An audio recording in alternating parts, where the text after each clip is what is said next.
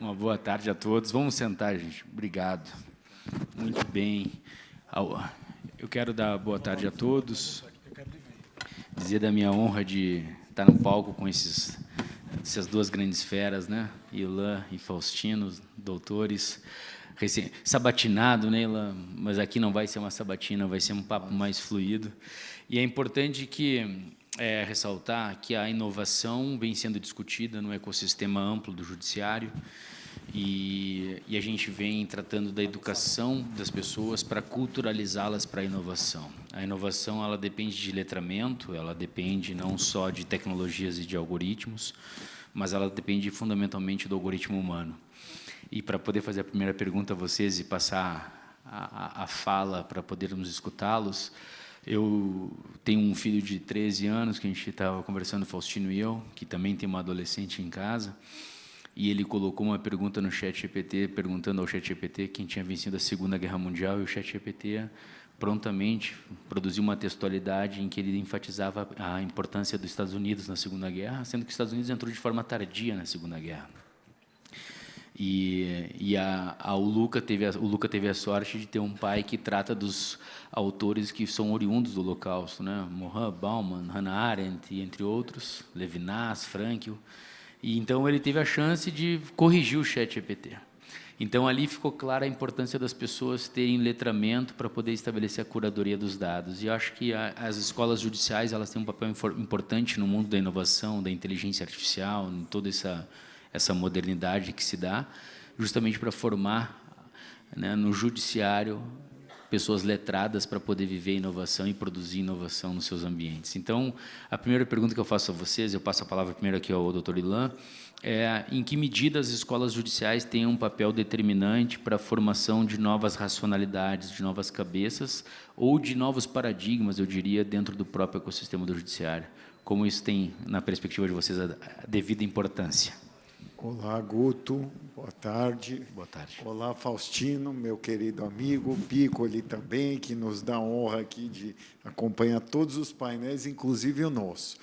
Essa pergunta aqui que o Guto faz, nesse painel dialogado, dinâmico, ela é essencial, né? Como as escolas da magistratura podem potencializar a difusão da necessidade de que os juízes compreendam que o letramento digital guarda uma essencialidade, né? Uma vez que cada um de nós deve servir à geração em que vivemos e também deve estar conectado com a sociedade que vamos julgar, porque, em última medida, estamos falando de pessoas, né? De forma que um juiz, se não quiser conhecer um pouco da IA e da ideia de como ela funciona, do prompt, ele vai também acabar por ser imprestável, porque ele não vai conhecer como a realidade efetivamente funciona e, a partir disso, como os conflitos se dão.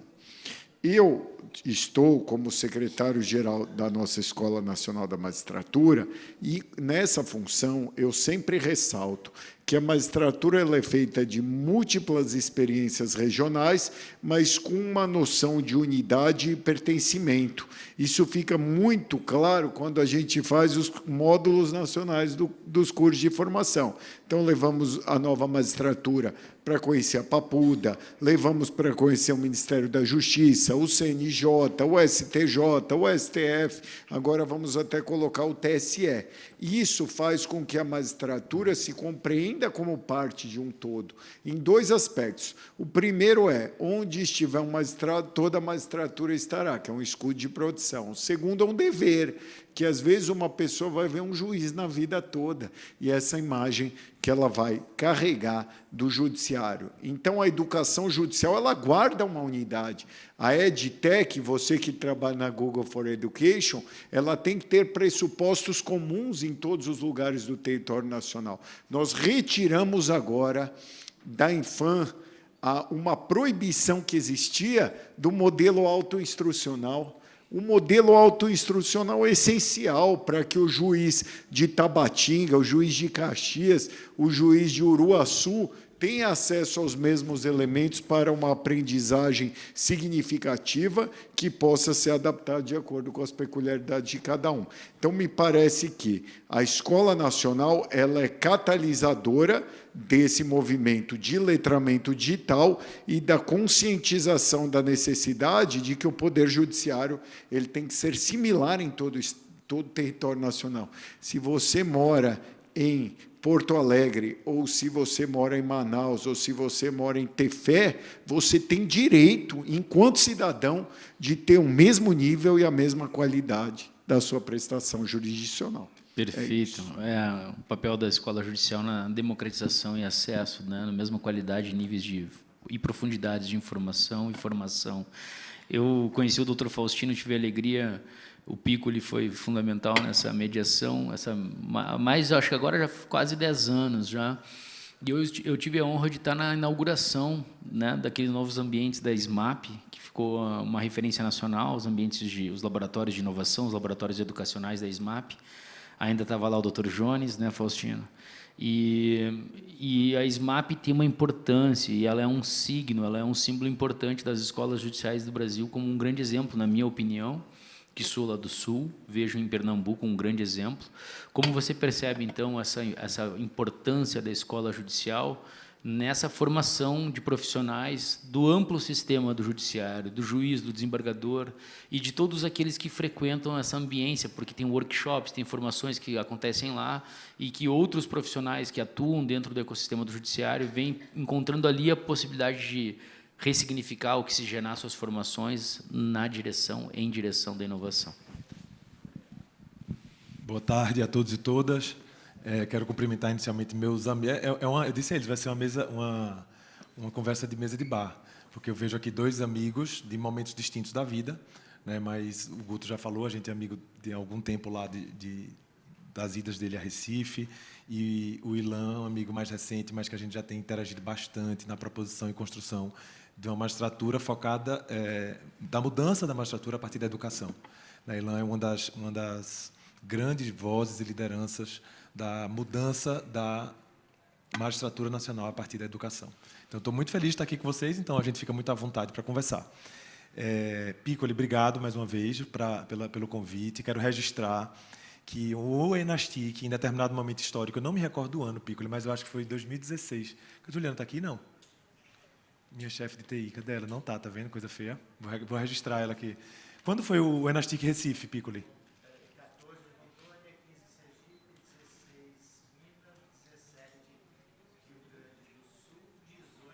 Pronto.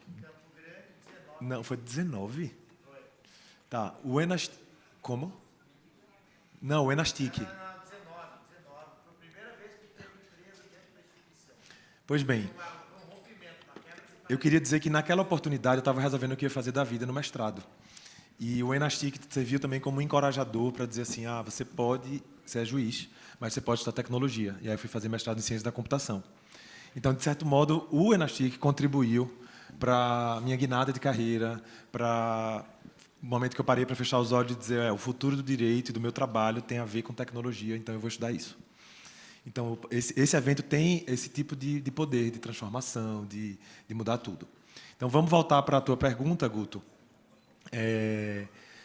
Cara, é o seguinte, como o Ilan disse, é essencial, né? O papel de essencialidade, né? A gente não tem como, eu digo que logo que eu entrei, estou há pouco tempo na magistratura, 14 anos, mas logo que eu entrei falava-se muito que os magistrados precisavam aprender gestão. Então, a gente tinha, digamos assim, uma geração que tinha aprendido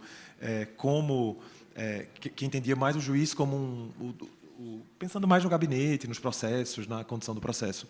Na minha geração, já veio uma coisa, você precisa ser gestor, você precisa gerir, você tem números, você tem metas, porque já veio também, minha geração já é depois do CNJ.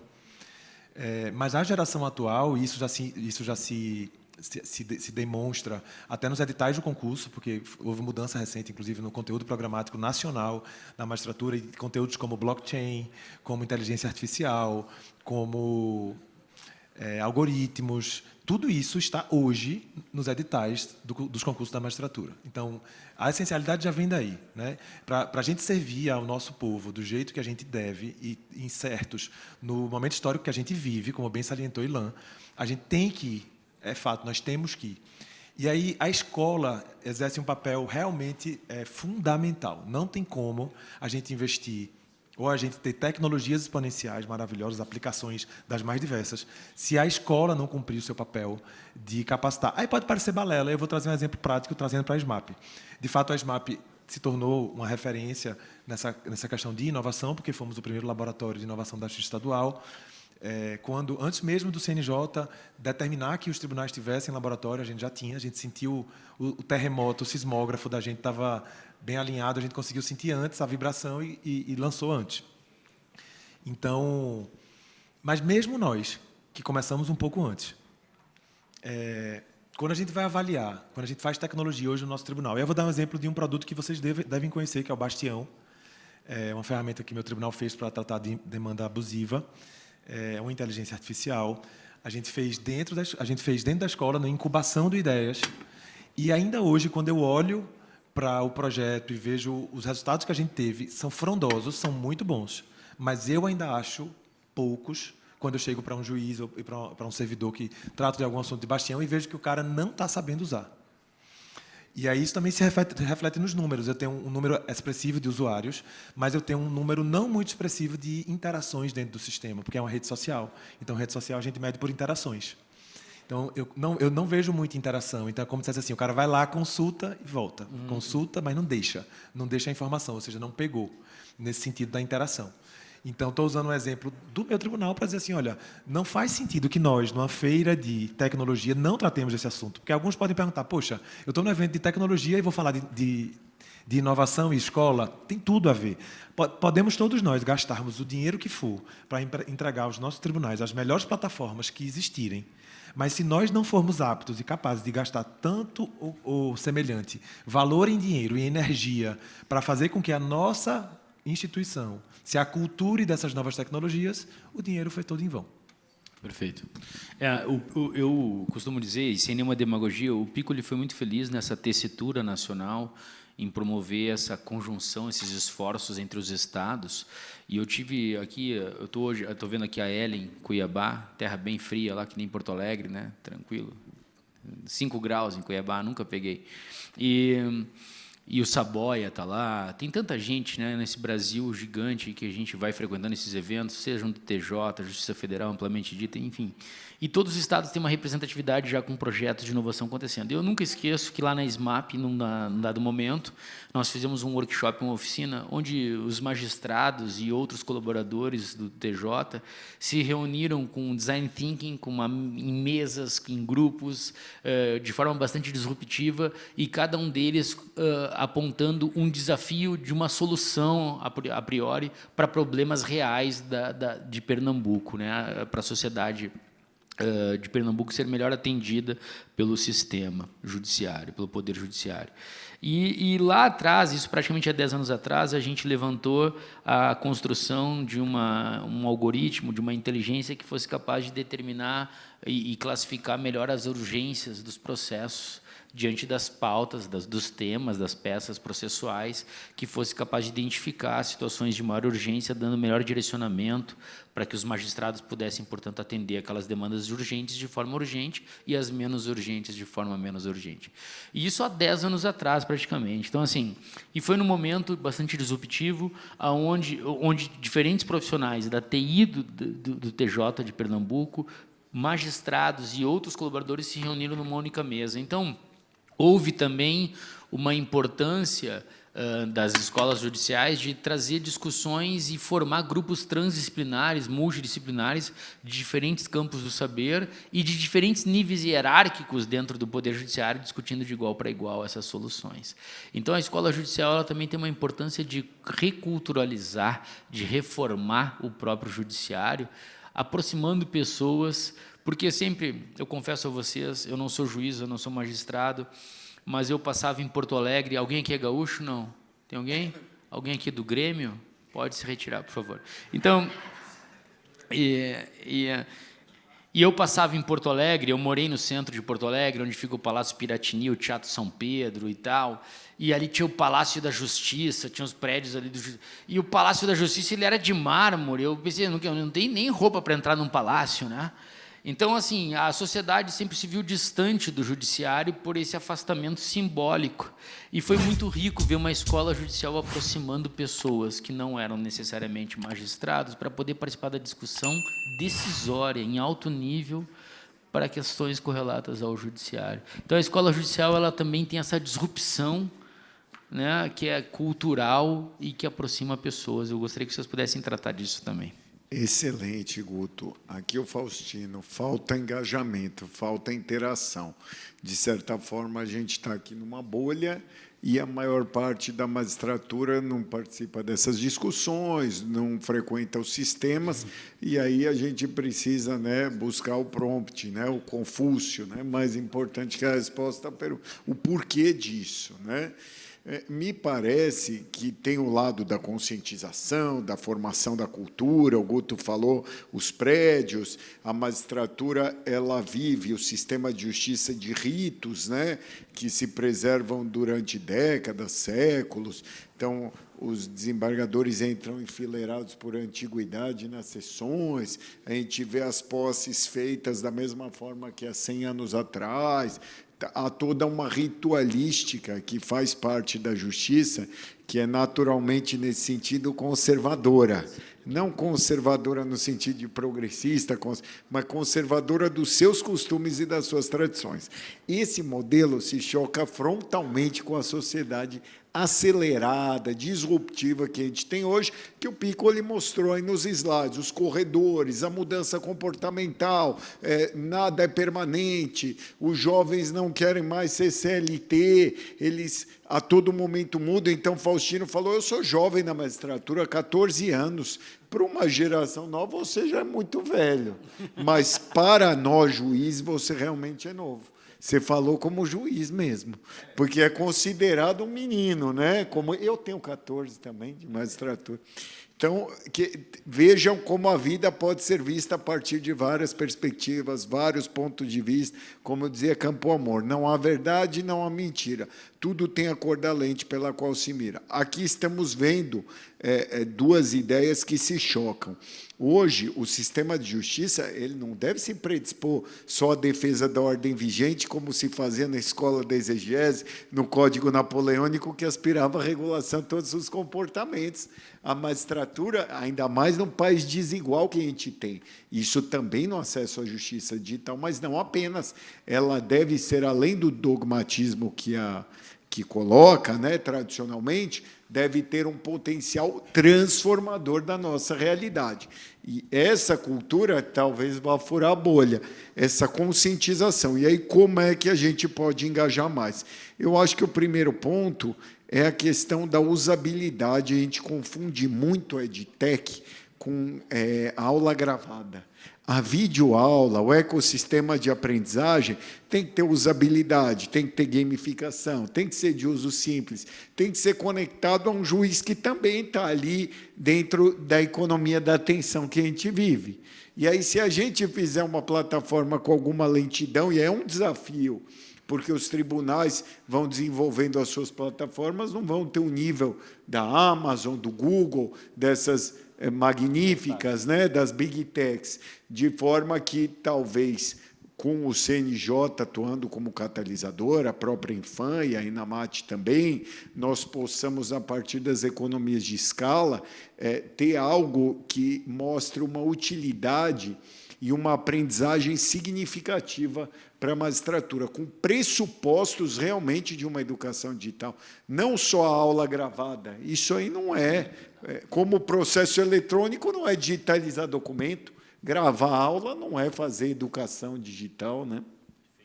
Maravilha. Eu acho que a escola cumpre esse papel também de diminuir a distância, sabe? Porque é como se lá não fosse justiça.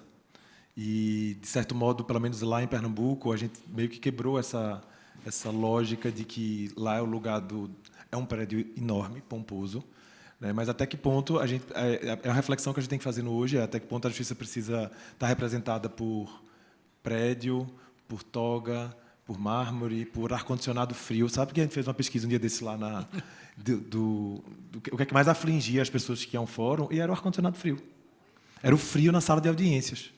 que as pessoas reclamavam. Então, é uma besteira, mas que, de fato... Mais o frio na barriga que já dá de uma audiência. Exato, eu acho que também tem a questão emocional. Eu vou para frente de um juiz, eu vou para a audiência, eu posso ser preso. Então, junta isso tudo com um ar-condicionado frio. Então, assim, eu acredito que a escola também cumpre esse papel, né, como é que eu posso dizer, de dessensibilizar o erudito, né, de deixar a coisa menos formal. E a inovação dentro da escola seria o instrumento pelo qual a gente consegue mudar, inclusive, a estrutura da escola.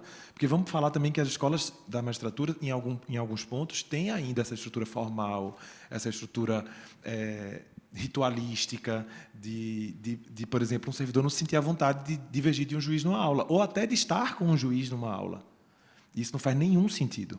E o ambiente de inovação, ele cuida desse tipo de coisa, de paridade, de horizontalidade de conhecimento, de construção, de co-construção. Então, quando você traz tudo isso que é próprio do ambiente de inovação e traz para o processo de educação dentro da escola, você também está fazendo com que a sua própria instituição, como um todo, também se retroalimente, se faça um refresh, né? Se refresque, para que aquilo ali que se vive em sala de aula possa daqui a pouco estar na sala de audiência. Então, não é para faltar a hierarquia, não é sobre isso. Perfeito. É sobre co-construção, co-criação, né? Que na vida é assim. O viés erudito dos ritos ele pode ser cada vez mais ressignificado para que haja essa sensação de aproximação e de acolhida à sociedade amplamente dita. Mas, por outro lado, é muito interessante que é necessário retomar o erudito no que diz respeito ao letramento. Eu digo isso para a inovação por quê? Porque é impossível inovar acerca daquilo que você desconhece.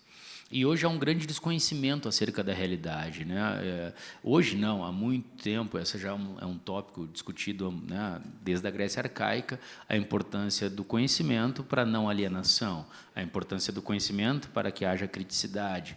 E eu recordo que em Recife, ao lado de Piccoli, no restaurante Porto Ferreira, eu estava ao lado de um grande intelectual chamado Dr. Jones, né, que agora está aposentado.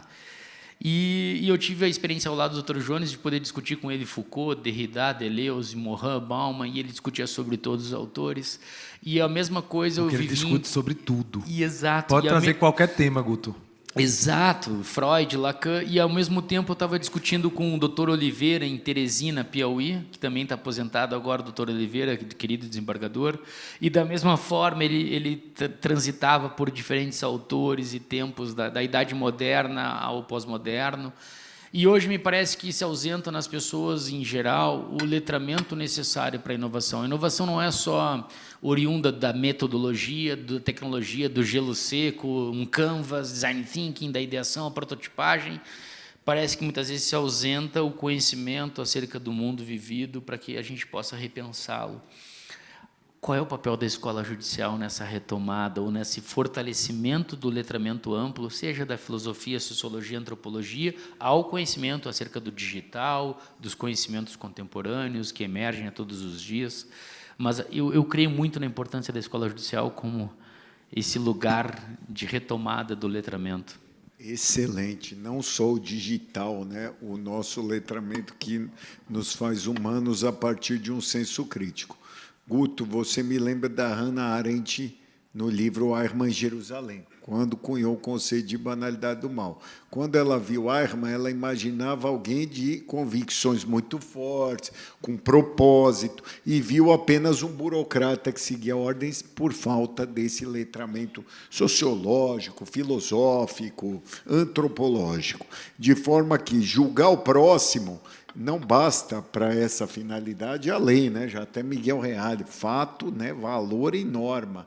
Então, talvez, se a máquina pode fazer muito, pode eliminar alguns vieses cognitivos, também a gente troca pelo problema de vieses algorítmicos, a parte ética do saber ser, do relacional, ela sempre vai ser humana. A máquina não sente. Eu acabei de ver na Amazon Prime o Justiça Artificial. Não sei se acredito que muitos viram. E há esse diálogo da máquina. A juiz é uma máquina, né? E ela dialoga. Olha, eu não tenho intuição, eu não tenho a emoção, isso me faz melhor, porque não me contamina. E, ao longo do filme, eu não vou dar spoiler aqui, as coisas começam a mostrar que nem sempre elas são assim, no comportamento humano, tão cartesianas, né? Então, a gente não pode ter a lógica cartesiana centrada no objeto e tecnologia e cindida do sujeito. E aí a escola não é só letramento digital, a conscientização do aspecto humano que a máquina não tem, nunca terá, e da necessidade que, muito melhor que a máquina, é o ser humano, que controla a máquina e tem uma consciência de propósito, de finalidade e do seu papel na sociedade, né? Essa é a intencionalidade pedagógica que leva a uma aprendizagem significativa.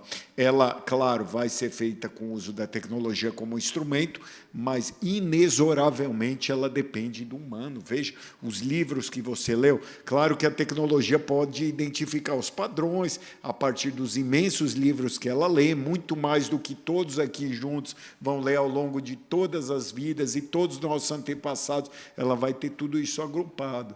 Nós vamos ter que pensar como melhor utilizar isso, né, de uma forma que não seja descartável, meramente reiterativa, mas que um potencial criativo exista a partir de reflexões que são muito difíceis, muito mais desafiadoras de se fazer em um mundo ágil e hiperconectado. O papel das escolas, Guto, pensando na sociedade líquida de Bauman, eu vou te dizer o seguinte: também é líquido. A gente está mudando o papel da escola, né, no aspecto atual. Eu não sei, Ilan tem muito mais experiência nessa área pela própria atuação, pelo fato de estar na Secretaria-Geral da Infam, mas o que eu consigo observar é que a gente não consegue mais, por exemplo, o interesse dos alunos, se eu quiser fazer um curso, por exemplo, do direito de família um ponto. Ou se eu quiser falar sobre o direito constitucional, direito romano nem pensar, mas direito constitucional, ou então mandado de segurança, ponto. Antigamente os cursos eram esses. Então não tem nem inscritos. Você vai abrir e não vai executar aquele curso. Então o papel tem mudado de acordo com que as escolas, de acordo com o que o público também quer, o que a sociedade quer. Agora hoje, se você coloca um curso, por exemplo, de inteligência artificial generativa para aplicação no crime, você vai ter gente do juiz te ligando no dia seguinte porque acabou a inscrição em 30 minutos. Então, a gente está mudando o nosso papel, mas a gente também não pode achar que tudo vai ser tecnologia, porque não é. Então, é um viés muito de... Eu sinto muito campo para as habilidades socioemocionais e para as habilidades do humanware, né? do humano conduzindo o processo. A gente tem bastante interesse. E a gente também tem muito interesse em tecnologia, muito interesse em a generativa, muito interesse em métricas. Perfeito. Porque também é o seguinte, o ser humano não engaja, ser humano adulto, andragogia, ele não engaja se ele não encontrar valor no processo educativo. Então, se nós aprendemos o direito muito bem para passar no concurso, então o cara não vê muito valor em estar reestudando o direito civil, por exemplo, mas ele vê todo o valor em aprender ter uma nova skill, uma nova competência, uma nova habilidade. Então, essas competências do hoje estão sendo melhores, queridas, vamos dizer assim, pelas pessoas, e aí talvez o papel da escola seja suprir essas pessoas das habilidades que o mundo de hoje precisa. Então, o papel da escola também varia bastante, e varia em muito pouco tempo. E vai continuar sendo fluido, né? Ele chegou no momento de uma equilibração e, ao mesmo tempo, uma fluidez, né? Isso eu acho que é interessante. Eu acho que a gente chegou num tempo onde a gente se sente mais à vontade frente à mudança constante. Eu acho que a gente, menos engessados. Gente, estamos chegando ao fim do tempo do painel. O Piccoli, temos Expo Jude em outubro, né, Piccoli? Lá, dia 8? 6 a 8 de outubro, né?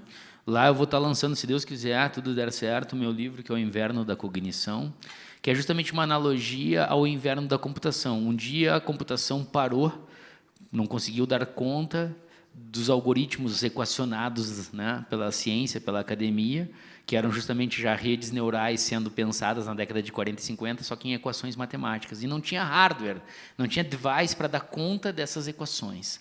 Hoje nós temos supercomputadores, porém um letramento humano que se ausenta. Hoje o inverno não é da computação, é o inverno da cognição. E nesse livro eu vou falar também do UX, que não é UX de User Experience, a experiência do usuário, é de UX, você como experiência na vida do outro. E eu gostaria de ressaltar que eu estive aqui num painel agora com 2 grandes seres humanos que são muito generosos na forma de construir as suas narrativas, ambos têm muito conhecimento, E é muito fácil mediar um painel com dois caras como vocês, assim, porque isso demonstra o real interesse de vocês de fazer do sistema, do ecossistema, do poder judiciário amplamente dito, um lugar para todos, um lugar da sociedade, um lugar onde a sociedade encontra orientação, formação, e não só aquele velho vigiar e punir, mas sim um lugar onde a gente tem a possibilidade de nos constituirmos melhores humanos. Então, uma honra estar com vocês nesse painel, e agradeço a todos que assistiram. E eu queria, Piccolo, se tu me permite, abrir para uma ou duas perguntas que alguém queira para esse painel. É possível, em função do tempo? Protocolo, deixa uma pergunta, uma só.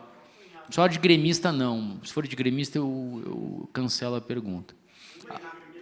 Uma pergunta. Alguém tem alguma pergunta para o Ilã ou para o Faustino? Alguém tem uma pergunta ou para ambos? Se sim, falem agora ou calem-se para sempre. Não temos? Temos. Não é gremista, né? Não. Tá bem. Sim. No ponto de vista de vocês, qual é o maior desafio que existe hoje em termos de escola judicial para mudar o comportamento do magistrado, que muitas vezes ainda é apegado a modelos de despacho, de sentença, e, com isso, fica numa zona um pouco antagônica em relação ao uso da inteligência artificial para ser suporte no apoio decisório? Doutor Ilã e doutor Faustino, fiquem à vontade. Você pode começar. Não, você... O prompt dele, ou a gente conseguir, no modelo, colocar os modelos dele, sabe? Fazer um ajuste para que os modelos dele estejam ali, eu acho que ele não vai ter dificuldade. Eu acho que, simplesmente, ele vai se ver ali. Ele vai se ver no que está saindo, na saída, se ele der um ajuste na entrada, entende? Mas, de fato, a gente tem um problema sério de juízes e juízas se engajarem em IA generativa, normalmente quando são mais antigos, quando tem mais tempo, pelas dificuldades naturais, sem nenhum tipo de etarismo. Mas a gente tem visto, sabe o quê? Pelo menos lá em Pernambuco, mesmo as pessoas mais resistentes, que podem ser novas ou velhas, quando se deparam com uma experiência efetiva com a tecnologia, ela adere rápido, porque não tem como você ver as possibilidades, por exemplo, você resuma o processo nesse formato e está lá pronto o resumo do processo, ou o relatório, e você não dizer, poxa, isso tem valor para mim, porque isso é meu dia a dia, eu vou viver mais, eu vou estar mais com minha família, eu vou poder fazer um esporte. Não tem como o cara não ver isso e não aderir. Então, eu acho que tem essas duas observações. Ilã, desculpe aí. Eu concordo muito contigo. Vou até pegar o gancho aqui. Sempre vai ter uma resistência diante do novo para o velho. Esse velho não é a idade, é o que ele falou, não é o etarismo. O resistente pode ser jovem, pode ser mais maduro. Agora, claro que há uma abordagem com aquela magistratura de 20, 30 anos de carreira e outra com aquele que acabou de entrar. Daqui a pouco a gente vai ter juízes entrando que já nasceram tocando na tela. Então, há uma tendência nesse sentido. Eu acho que a absorção é inevitável e ela começa feita, por exemplo, por atividades não decisórias, a elaboração de relatório, a elaboração de emendas. Com isso, aquela resistência alucina muito. Vai ter viés algorítmico, vai reproduzir os preconceitos da sociedade. Ela começa a ser eliminada. E eu acho que você não pode fazer também, você tem que ter, aí entra o letramento digital, aquele uso grosseiro da inteligência artificial. Só perguntinha, resposta. Você tem que ter um letramento que mostre os riscos, que mostre as potenciais falhas, onde elas existem, porque senão você vai ter medo do desconhecido. Alucina, aí alucina. Você vai ficar com essa ideia e nem vai querer conhecê-la. Então, acho que, primeiro, para as atividades que não envolvem carga decisória, uma vez que há uma segurança nisso, e um conhecimento de onde estão os potenciais problemas e como você faz para mitigá-los e para reduzir os riscos, porque a vida é correr risco. Você sentenciar, você corre risco. Lembremos da pesquisa de Israel do juiz com fome, que são menos complacentes. Aí ela pode até equalizar isso no sentido de te lembrar, quando você está com fome, do que você decide alimentado. conhecer os riscos, aí você já começa a ter mais segurança, porque o novo ele gera naturalmente uma insegurança em qualquer um de nós, né? Estamos num terreno movediço que muda a cada momento. Então, acho que o engajamento vem disso, ele é paulatino, né? Da mesma maneira que na tecnologia a gente tem um MVP, o mínimo produto viável, começa usando de forma mínima, homologado pelo tribunal, com segurança de que ele está cumprindo a resolução 615 do CNJ e de forma natural, e isso, como o Faustino falou, vai ser inevitável e vai fazer parte do dia de cada um de nós, e novos problemas surgirão, novos riscos relacionados a esse aspecto humano que vão precisar ser objeto de novos debates e novos desafios. Muito obrigado. Aplausos para o doutor Ilan e o doutor Faustino. Muito obrigado. Foi uma excelente conversa de bar. Muito obrigado. Valeu.